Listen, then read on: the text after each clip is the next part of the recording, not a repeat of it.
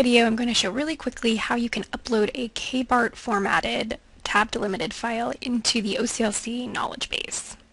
So I'm going to start in the knowledge base, and essentially I'm going to look for a collection that I'm going to upload titles in. So in this case, I'm just going to search for ebooks on Ebsco hosts, which is the former NetLibrary collection.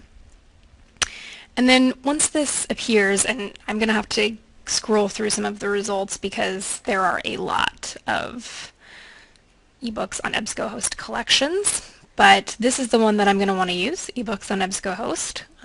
So I'm just going to go ahead and click on the title. And I don't have any titles in there right now, but certainly if you did have titles in there, you could still upload a KBART file, and I'll go over how you would do that. But when I open this collection, in order to upload the titles, I'm just going to go into the Titles Accordion tab. So if that's not open yet, when you get into the collection, you'll want to click on the Titles Accordion menu. So now I'm going to go over to this More Actions drop-down over here in the right-hand side, and I'm just going to choose Upload File. Okay, so it's asking me, I can upload a KBART file. And I can either update changes only or replace holdings in the collection. So if I had some titles activated in the ebooks on Ebsco host collection and I wanted to keep those in there, for some reason I would just update changes. But in this case I don't have any titles in there. It doesn't really matter what I choose here, but I'm just going to replace holdings in the collection. Okay, and it's asking me for a KBART file that is in UTF-8. So really quick, I just want to show what the title will look like. I'm going to open it in Notepad++.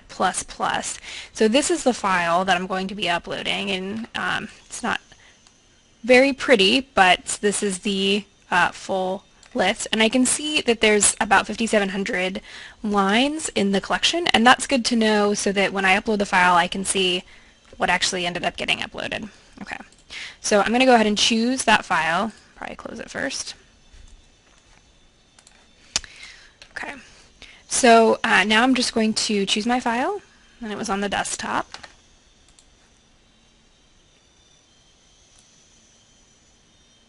So it's this guy.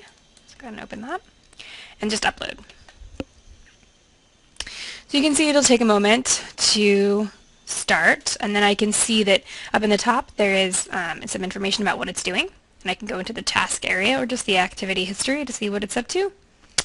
And depending on how large your file is, this may take a little while, and so you will want to kind of refresh the activity history to kind of wait until you see one of these nice green check marks that says that it is completed. So that's pretty much it. When you have finished uploading the collection, one thing that you can do to check to make sure that everything is working well is go to your A to Z list and go into your ebooks area and then search for one of the titles. And again, you would want to wait to do that until your file has finished uploading, which should only take a few moments. But once that green check mark is there, then you can start looking for your ebook titles in your knowledge base. One other quick note about the collection, and once you've finished uploading the titles, you will want to go into your linking menu and then just make sure that you are using the proxy for this collection. But that should be about it, and then you've got your ebooks in Ebsco host, and as you purchase more titles you can either select them one by one or just use the same process to upload a new KBART file.